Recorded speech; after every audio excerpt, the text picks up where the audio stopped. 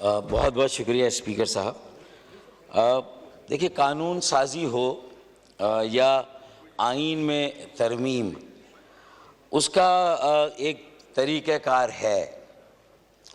اور میں یہ سمجھتا ہوں کہ یہ اجلاس جو بلایا گیا ہے،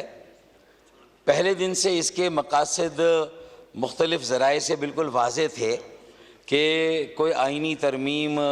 آ رہی ہے اور کوئی آئینی ترمیم لائی جا رہی ہے، اور میڈیا میں مختلف تجزیوں اور تبصروں میں بھی یہ ساری باتیں تقریباً آ گئی تھی کہ بنیادی طور پر اس آئینی ترمیم میں آپ کے مندرجات کیا ہیں، اس کے کانٹینٹس کیا ہیں، اور اس میں کون سی اصلاحات جو ہے وہ آپ کو مطلوب ہیں اور اس کی ضرورت ہے۔ تو میں سمجھتا ہوں کہ جب یہ بھی طے ہو گیا کہ اب اتوار کے دن شاید اسے لایا جائے گا،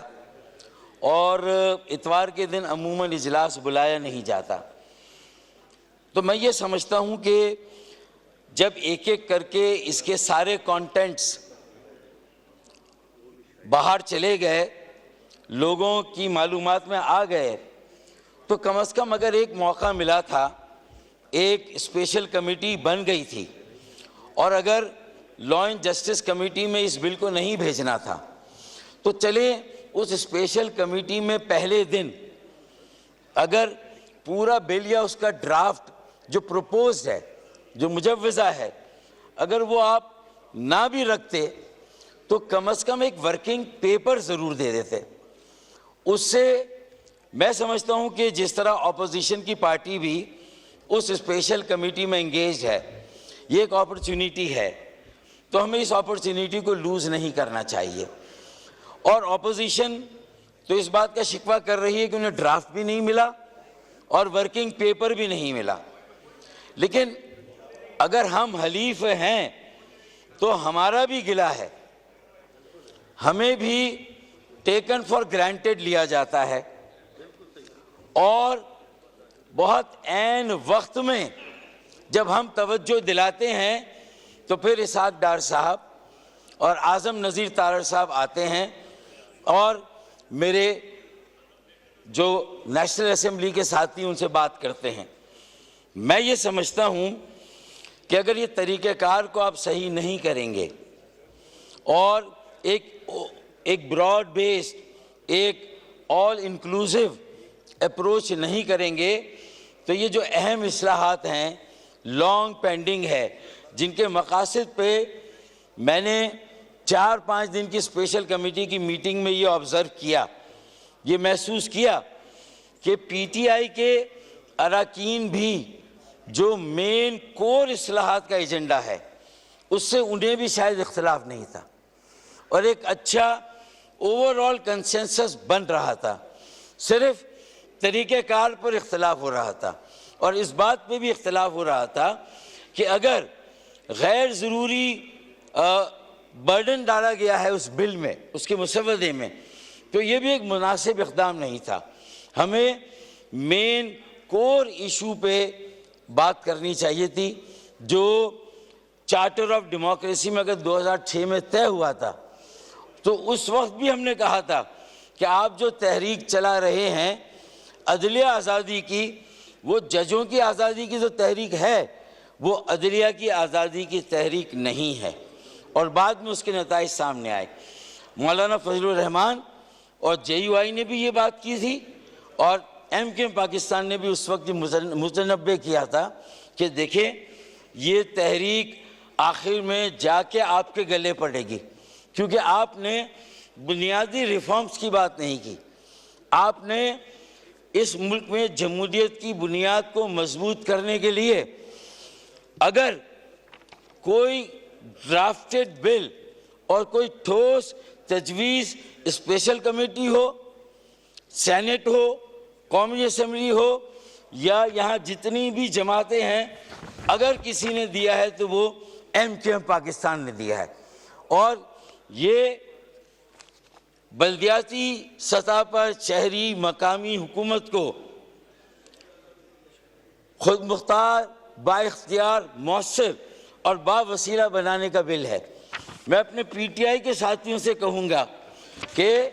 اگر کوئی اور مسودہ آپ کے پاس نہیں ہے، کم از کم ایک ڈرافٹ اور ایک مسودہ تو آپ کے پاس ہے نا،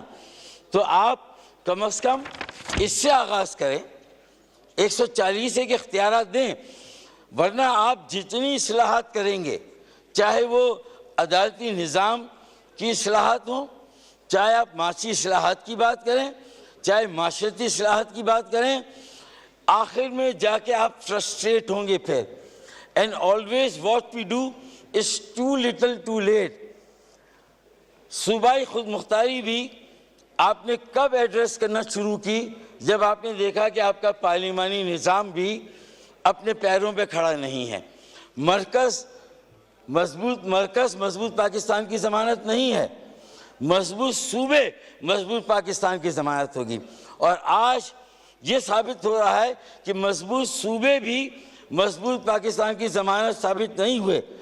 مضبوط ضلع، مضبوط بلدیاتی ادارے اور مضبوط شہر ہی مضبوط پاکستان کی ضمانت ہوں گے. اس لیے میرا یہ کہنا ہے کہ کم از کم اسے بھی جو آئینی ترمیم آ رہی ہے اس میں ایم کیو ایم کے شہروں، ضلعوں، مقامی اور شہری حکومت کو مضبوط بنانے کے لیے، انہیں بااختیار بنانے کے لیے، انہیں مؤثر اور باوسیلہ بنانے کے لیے یہ کم از کم اسے بھی اس آئینی ترمیم کا حصہ بنایا جائے، اور جو کوئی ایشو ہے اس پر توجہ دی جائے. اس کے علاوہ مزید چیزیں اس میں شامل نہ کی جائے، اور خدایا ایم کیو ایم کو بھی اب ٹیکن فار گرانٹیڈ نہ لیا جائے.